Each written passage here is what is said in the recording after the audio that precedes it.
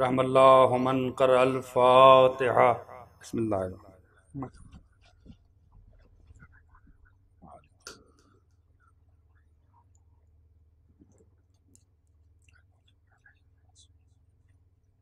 اعوذ باللہ من الشیطان اللعین الرجیم۔ بسم اللہ الرحمن الرحیم۔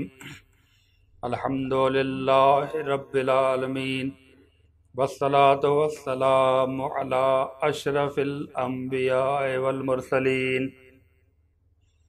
المخاطب بطہ و یاسین، سیدنا و نبینا و طبیب قلوبنا و انیس نفوسنا، مولانا مقتدانا ہادینا ابی القاسم محمد، اللہم صلی علی محمد وعلی محمد وعلی اہل بیتہ الطیبین الطاہرین المعصومین المظلومین المنتخبین المنتجبین، ولعنت الدائمۃ علی اعدائہم اجمعین من یومنا ھذا الی یوم الدین، آمین یا رب العالمین۔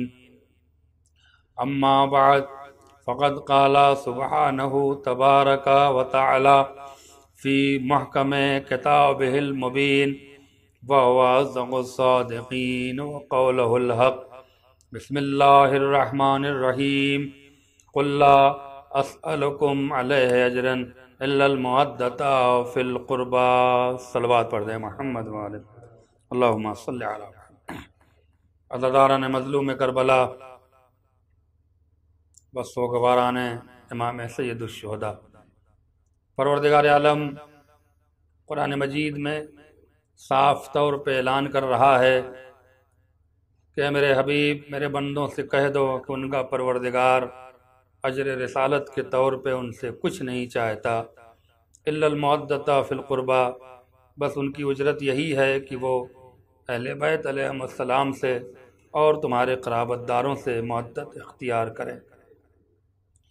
نبی کریم سے سوال ہوا کہ یا نبی اللہ، آپ کے قرابت دار کون ہیں؟ تو نبی نے ارشاد فرمایا، ہم فاطمۃ و علی والحسن والحسین باولادہما۔ ہمارے قرابت دار سے مراد میری بیٹی فاطمہ ہے، اس کا شوہر علی ہے، میرے نواسے حسن اور حسین ہیں، اور میری آخری مہدی تک اولادیں ہیں۔ ارباب اعضاء، شب عاشور ہے، ایک عجیب اور عظیم شب ہے، ایک المناک شب ہے۔ یقیناً اس شب میں بھی عبادات کے علاوہ اہل بیت علیہ السلام کربلا والوں کی یاد میں رونا، رات بھر ان کے ذکر میں جاگنا بھی بہت بڑی عبادت ہے۔ آج بہت فضائل پڑھنے کی رات نہیں ہے، لیکن ہاں کچھ باتیں آپ کی خدمت میں عرض کروں گا اور اس کے بعد مصائب کی منزل سے قریب ہو جاؤں گا۔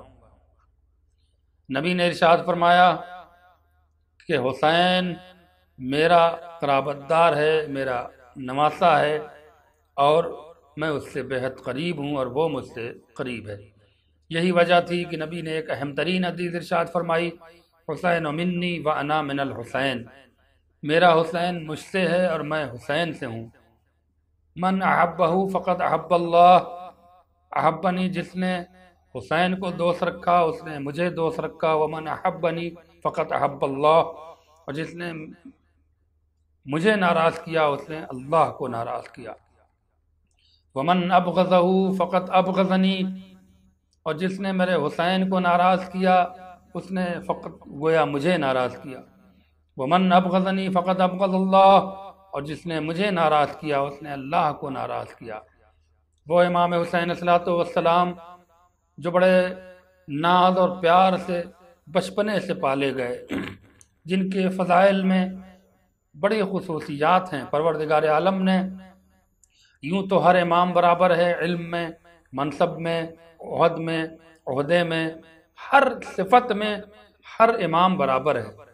ہم معاذ اللہ یہ نہیں کہہ سکتے کہ ایک امام دوسرے امام سے افضل ہے۔ 14 معصومین جو اللہ کے نور سے پیدا ہوئے جنہیں پروردگار عالم نے اپنے نور سے خلق کیا، یہ خلقت سے لے کے آخری لمحے تک ہر اعتبار سے برابر ہیں، مگر اس پوری 14 کی فہرست میں واحد حضرت امام حسین علیہ السلام وہ واحد امام ہیں جنہیں پروردگار عالم نے کچھ مخصوص صفت سے نوازا تھا جو دیگر ائمہ معصومین علیہم السلام کو پروردگار عالم نے نہیں عطا کیا۔ معاذ اللہ، اس کا مقصد یہ نہیں ہے کہ اللہ نے اماموں میں ایک دوسرے سے برتری کی یا کمتری کی، یہ میرا تصور نہیں ہے، لیکن بہت سارے صفات و کمال ہیں، بہت ساری فضیلتیں ہیں جو کچھ نہ کچھ کسی نہ کسی امام سے فقط منسوب ہیں۔ انہی فضیلتوں میں حضرت امام حسین علیہ السلام کے لیے یہ فضیلت ہے کہ آپ صرف 6 مہینے مدت اپنی مادر گرامی کے شکم طاہر میں رہے، شکم پاک میں رہے، اور 6 مہینے کی مدت میں آپ کی ولادت ہو گئی۔ پہلا شرف آپ کو اللہ نے یہ دیا۔ دوسرا جو سب سے عظیم شرف تھا، اللہ اکبر، یوں ہی نبی کریم اپنے خطبے کے درمیان امام حسین کو نہیں پہچنوا رہے ہیں، ہاتھ اٹھا کے ہاذا حسین اعرف، اللہ اکبر، کبھی غدیر میں علی کو اٹھا کے پہچنوایا، کبھی مسجد میں حسین کو اٹھا کے پہچنوایا کہ دیکھو یہی اصل دین ہیں اور یہی دین کے وارث ہیں، یہی دین کے ذمہ دار ہیں، یہ جو کہہ دیں وہ دین ہے، یہ جو کر دیں وہ دین ہے۔ ایک صلوات پڑھ دیں محمد و آل محمد پر، اللہم صلی علی محمد۔ آپ نے غور فرمایا، خطبے کے درمیان امام حسین کو اٹھا کے پہچنوا رہے ہیں کہ ھذا حسین فعرفوا، میرے حسین کو پہچانو، وافضلوا، اس کی فضیلت بیان کرو، وانصروا، اور جب یہ کبھی مشکل میں آ جائے تو اس کی نصرت کرو۔ یہ نبی کریم نے بار بار امام حسین کو امت مسلمہ کے درمیان پہچنوایا تاکہ دنیا پہچان لے، یہ نہ شک ہو کہ کون حسین تھا جس نے کربلا میں جان دے کر اسلام کو بچایا۔ مقصد صرف یہی تھا کہ پیدائش سے لے کے امام حسین کی شہادت تک پوری کائنات امام کو پہچان لے، تاکہ کل کو یہ نہ کوئی پوچھے کہ وہ حسین کون تھے، کن کے نواسے تھے، کن کے بیٹے تھے، کن کے بھائی تھے۔ ادھر حسین شہید ہوں اور دنیا یہ جان لے کہ محمد کے نواسے نے وہ کام کر دیا جو اس نے نانا سے بچپنے میں وعدہ کیا تھا۔ ایک اور صلوات پڑھ دیں محمد و آل محمد پر۔ غور فرمائیے گا عزیز، امام حسین کی ایک اہم ترین فضیلت کہ آپ دنیا میں تشریف لاتے ہیں، اللہ اکبر، اور پروردگار عالم نے اپنی عبادات کو روک دیا۔ عرش اعظم، جو ملائک سجدے میں تھے، جو فرشتے رکوع میں تھے، جو ملک قیام میں تھے، جو قعود میں تھے، جو تسبیح و تحلیل میں مصروف تھے، جو عبادات میں مصروف تھے، اللہ کا حکم ہوا کہ تم سب اپنی عبادت کو چھوڑ دو، عرش اعظم کو خالی کرو اور جاؤ محمد کے ہاں مبارکبادی دے کر آؤ۔ دنیا میں ان کا نواسا حسین آیا ہے، اللہ اکبر۔ اور یہ ایک اہم ترین فضیلت ہے سرکار سید الشہداء کی کہ جن کے لیے پروردگار عالم نے اپنی عبادت رکوا دی، اللہ اکبر۔ وہ پروردگار عالم جو ایک لمحے کے لیے نہ اپنا سجدہ روک سکتا تھا، نہ اپنا قیام روک سکتا تھا، نہ اپنی حمد، نہ اپنی تسبیح و تحلیل کو روکنا گوارا کرتا تھا، وہ پروردگار اس بچے کی آمد پر اپنی عبادت کو روک رہا ہے، اپنے سجدے کو روک رہا ہے، اپنے ذکر کو روک کر کہہ رہا ہے کہ جاؤ مبارکبادی دے کر آؤ۔ میں نے بارگاہ یزدی میں ہاتھ جوڑ کے عرض کیا، پروردگار عالم، یہ کیا وجہ ہے کہ تو نے اپنی عبادت کو رکوایا، تو نے اپنی تسبیح و تحلیل کو رکوایا، تو نے اپنے ذکر کو رکوایا، تو نے اپنے حمد کو رکوایا؟ پروردگار اس کا راز کیا ہے؟ عجب نہیں قدرت جواب دے کہ آج ایک لمحے کے لیے ہم اپنی عبادت کو رکوانا گوارا کر لیں گے، لیکن جب یہی ہماری عبادتیں قیامت تک کے لیے ظالم روکنا چاہے گا تو یہی وہ بچہ ہوگا جو اپنا سر کٹ کٹوا کر قیامت تک کے لیے ہماری عبادتوں کو زندگی بخشے گا، ہماری نماز کو زندگی بخشے گا، ہمارے ذکر کو زندگی بخشے گا، ہماری تسبیح و تحلیل کو زندگی بخشے گا۔ اب آپ سمجھے امام حسین کی فضیلت کیا ہے؟ جس پر خدا کو فخر ہو اسے حسین کہتے ہیں۔ ایک صلوات پڑھ دے محمد و آل محمد پر، اللہم صلی علی محمد۔ یہ ہے امام حسین کی فضیلت۔ اللہ اکبر۔ فرشتے آتے ہیں، سلامی دیتے ہیں اور واپس چلے جاتے ہیں۔ عرش سے لے کے فرش تک قطار پہ قطار لگی ہوئی ہے فرشتوں کی مبارکبادی کے لیے، اور نبی مبارکبادی قبول کرتے ہیں اور فرشتے مبارکبادی بارگاہ میں دے کر چلے جاتے ہیں۔ ایک وہ فرشتہ جو عذاب الہی میں مبتلا تھا، جسے فطرس کہا جاتا ہے، اللہ اکبر، دیکھ رہا ہے فطرس اور وہ خوش ہو رہا ہے کہ آج وہ آیا ہے جس کے آنے کے بعد ہمیں یقین ہو گیا کہ اللہ کا عذاب ہمارے سر سے اٹھ سکتا ہے، ہمارے بالوں پر جو چھن گئے ہیں شاید اس بچے کی آمد کے صدقے میں وہ ہمیں بالوں پر مل جائیں۔ اللہ اللہ، امام حسین کا اور خدا کا کتنا گہرا رشتہ ہے، یہ مسلمان شاید نہ پہچان سکیں، لیکن صاحبان علم، صاحبان نظر اسے خوب سمجھتے ہیں کہ امام حسین سے کتنا گہرا رشتہ تھا پروردگار عالم کا۔ اس نے ایک فرشتے سے سوال کیا، جبریل آئے، جبریل کیا ہو گیا ہے کہ عرش خالی ہو رہا ہے، سارے ملک فرشتے زمین کی طرف، فرش کی طرف جا رہے ہیں۔ جبریل نے کہا، محمد کے ہاں نماسا پیدا ہوا ہے، ہمیں اس کی مبارکبادی کے لیے بھیجا جا رہا ہے۔ جبریل سے فطرس نے گڑ گڑا کر کہا کہ مجھے وہاں تک پہنچا دو، شاید آنے والے بچے کے صدقے میں ہمارا بالوں پر ہمیں مل جائے۔ جبریل نے کہا، کہاں تم جاؤ گے؟ کہاں تمہارے اللہ کا عذاب ہے؟ کہاں تمہیں وہ بچہ بالوں پر عطا کرے گا؟ لیکن فطرس کو یقین تھا۔ جبریل بار بار اس کے منہ سے نکلوا اس لیے رہے تھے تاکہ کل کو امام حسین کی فضیلت کا انکار نہ کیا جائے۔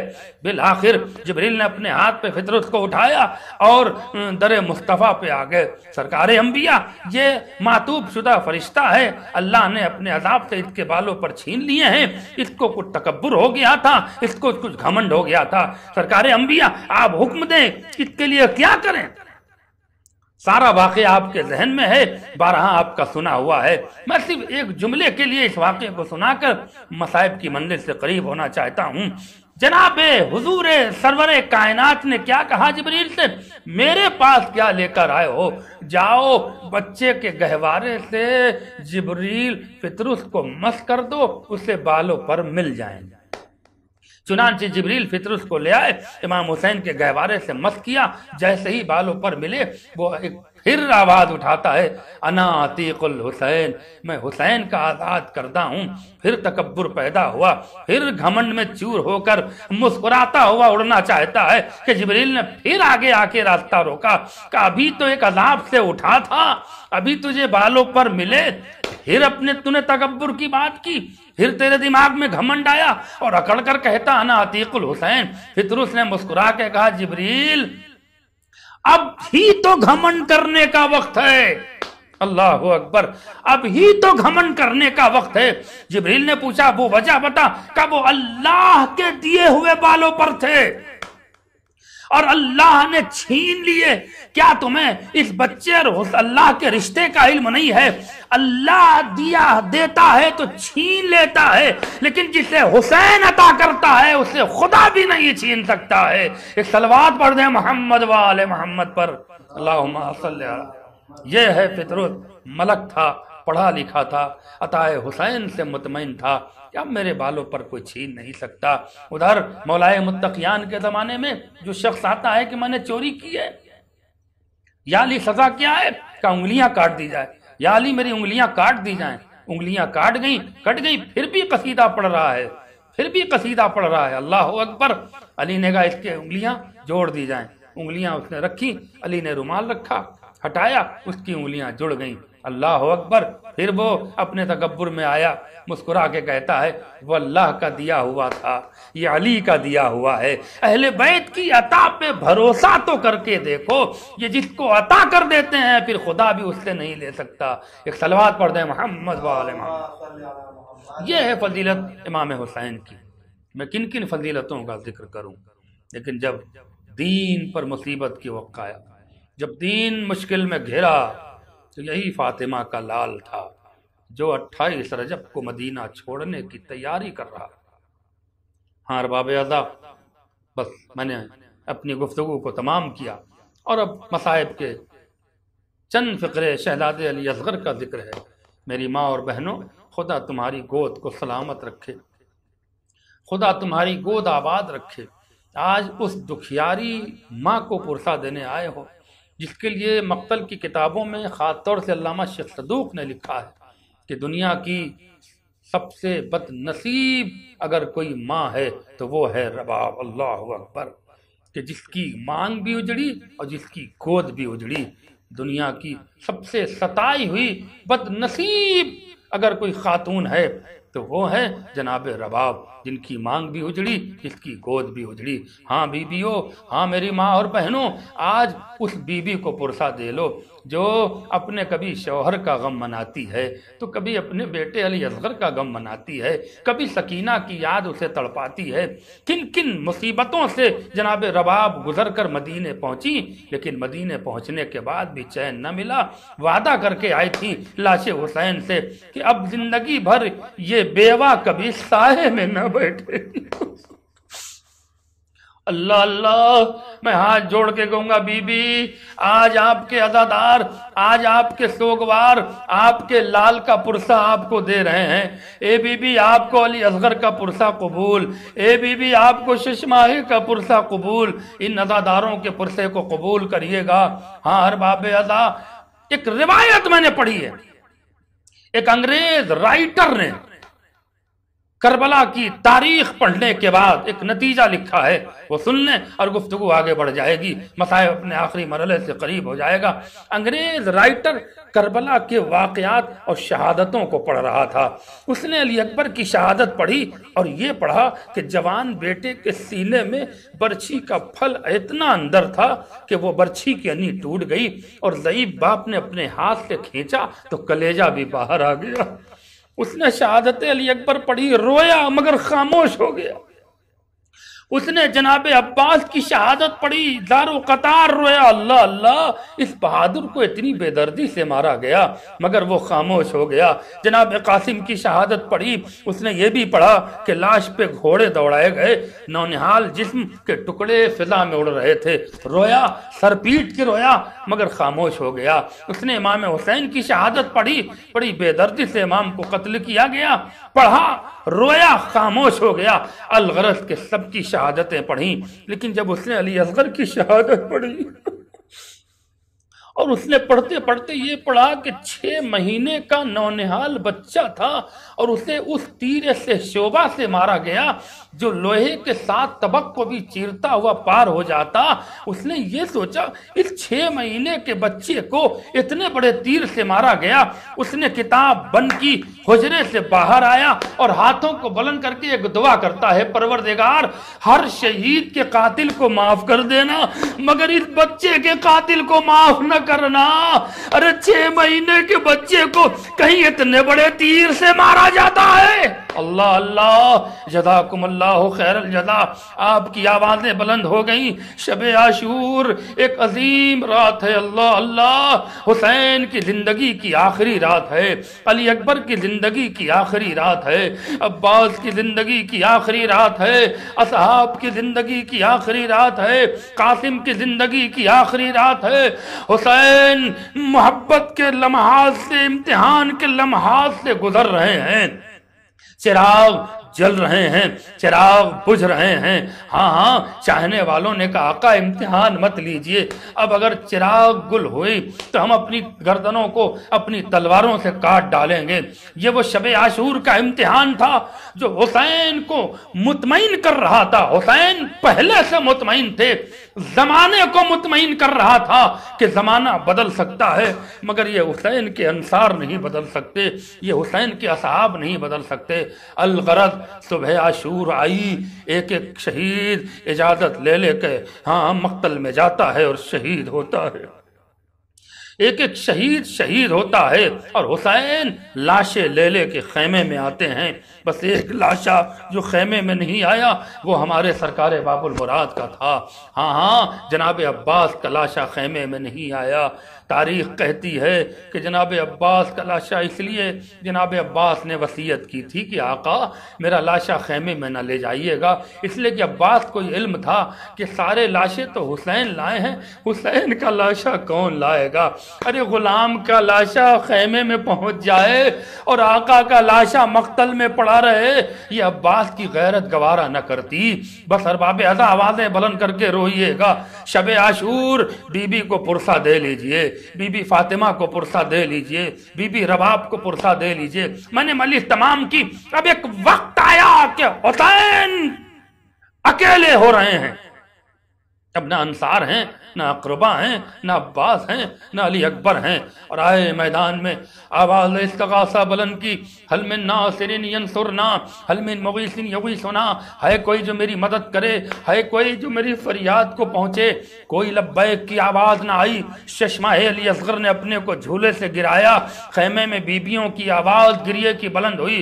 حسین لوٹ کر آئے، زینب گریے کی وجہ کیا ہے؟ کہ بھیا آپ نے آواز استغاثہ بلند کیا، علی اصغر نے جھولے سے گرا لیا۔ لاؤ میرے بچے کو، بس ارباب اعضا مجلس تمام ہو گئی، لاؤ میرے بچے کو میرے حوالے کرو۔ حسین مقتل میں لے کر آئے اور کس انداز سے پانی طلب کر رہے ہیں۔ ہاں ارباب اعضا، جب کوئی جواب نہ آیا تو وہ آخری فقرہ سنیں۔ حسین نے جلتی زمین پہ علی اصغر کو رکھ دیا، اور رکھنے کے بعد کہتے ہیں اگر تمہیں یہ ڈر ہے کہ میں علی اصغر کے بہانے پانی پی لوں گا، آؤ تم اپنے ہاتھ سے اصغر کو پانی پلاؤ۔ کوئی جواب نہ آیا، اشقیاء منہ پھیر کے رونے لگے۔ ہرملہ نے آواز دی، ابن زیاد ابن پسر سعد نے، عمر سعد نے آواز دیا، این این ہرملہ اقت کلام الحسین، ہرملہ کہاں ہے؟ حسین کے اس کلام کو منقطع کر دے۔ چلہ کمان میں تیر جوڑا، ادھر علی اصغر باپ کے ہاتھوں پہ ہمک رہا ہے، تیر چلا علی اصغر کے گردن کو چھیدتا ہوا، اب جناب حسین کے امام حسین کے شانے کو پار کر گیا۔ تاریخ کہتی ہے بچہ باپ کے ہاتھوں پہ منقلب ہو گیا۔ اب حسین نے ابا سے چھپایا، لے کر چلے، مگر رباب کو کیا کہتے؟ رباب سے پہلے سکینہ انتظار کر رہی تھی کہ وہ تو یہی پوچھے کہ بابا اصغر کو پانی پلا کے لے آئے، مگر سکینہ ابھی تک پیاسی ہے۔ 7 بار آگے بڑھے اور 7 بار پیچھے ہٹے، انا للہ و انا الیہ راجعون، لیکن ایک بار ہمت کی، اے رباب آؤ اپنے بیٹے کو لے جاؤ۔ جناب زینب پہلے آئیں، سکینہ باپ کے دامن سے لپٹ گئی، بابا آپ نے علی اصغر کو پانی پلایا، مگر سکینہ کو کیا خبر تھی بچہ تیر کھا کر آ رہا ہے۔ اب جو چہرے سے چادر ہٹائی، من کا ڈھلا ہوا، رباب سینہ پیٹ کے روتی ہیں اور آواز کو بلند کیا، اے پروردگار کیا اتنے بڑے بچے بھی اس طرح سے مارے جاتے ہیں؟ اللہ اللہ، آپ کی آوازیں بلند ہو گئی، عزادارو شب عاشور ہے، جی کھول کے رو لینا، اگلے سال زندہ رہو گے تو شب عاشور نصیب ہوگا، جی بھر کے پرسہ دے لو۔ میں نے مجلس کو تمام کر دیا، بس ایک روایت سنو کہ جناب رباب علی اصغر سے کتنا محبت کرتی ہیں۔ علامہ سے شیخ صدوق کی روایت ہے اور مجلس تمام ہو رہی ہے۔ ہاں ارباب اعضا، علی اصغر کا ماتم ہوا، ننھی سی قبر کھود کے اصغر کو گاڑ کے، شبیر اٹھ کھڑے ہوئے دامن کو جھاڑ کے۔ رباب یہ صدمہ بھی برداشت کر گئی، لیکن اب تاریخ کہتی ہے کہ جب خیموں میں آگ لگ رہی تھی اور بیبیاں ایک خیمے سے، علامہ شیخ صدوق کی روایت سنیں، ایک خیمے سے دوسرے خیمے میں جا رہی تھی اور زینب بچوں کی نگہبان بن گئی، عورتوں کی نگہبان بن گئی، بچوں کا ایک دائرہ بنایا، بچے بیٹھ جا، عورتوں کا دائرہ بنایا، عورتیں بیٹھ گئیں۔ علامہ لکھتے ہیں کہ چہرہ جلتی ہوئی لکڑی سے اس شب میں جناب زینب ایک ایک چہرے کو دیکھ رہی ہیں۔ ام کلثوم موجود ہیں، فضہ موجود ہیں، ام لیلہ موجود ہیں، رقیہ موجود ہیں، ان خواتین میں جناب رباب نظر نہیں آئی۔ بس ارباب عذاب آپ نے آواز گریہ بلند کر دیا، مجلس تمام ہو گئی، لیکن خدا کے لیے جن لوگوں نے آواز سے نہیں اب تک گریہ کیا ہے وہ قیامت کی روایت سن لیں، اولاد والوں کا مجمع ہے، خدا تمہارے بچوں کو ننھے علی اصغر کے صدقے میں سلامت رکھے۔ اے میری ماں اور بہنوں، بی بی کو پرسہ دے لو۔ ایک ماں اپنے بیٹے سے کتنا محبت کرتی ہے، اور وہ ماں کیوں نہ محبت کرے جس کو چاند جیسا علی اصغر بیٹا نصیب ہوا ہو۔ جناب زینب نے فضہ کو ساتھ لیا اور مقتل میں آ کے کہتی ہیں بھیا کیا مادر علی اصغر آئی ہیں؟ بس آخری فقرہ رونا آپ کا نصیب، کیا مادر علی اصغر آئی ہیں؟ آواز آئی، نہیں زینب ادھر تو رباب نہیں آئی نہ ربابہ، ایک ایک مقتل میں ڈھونڈ رہی ہیں، کہاں ہے رباب کہاں ہے؟ عباس کے لاشے سے پوچھائیں کیا رباب آئی ہیں، مگر وہاں بھی رباب نہ ملی۔ اب علامہ شیخ صدوق لکھتے ہیں کہ زینب پریشان تھی، ارے مادر علی اصغر گئی تو کہاں گئی؟ ایک بار خیمے کی جلتی ہوئی راکھ کے قریب پہنچی۔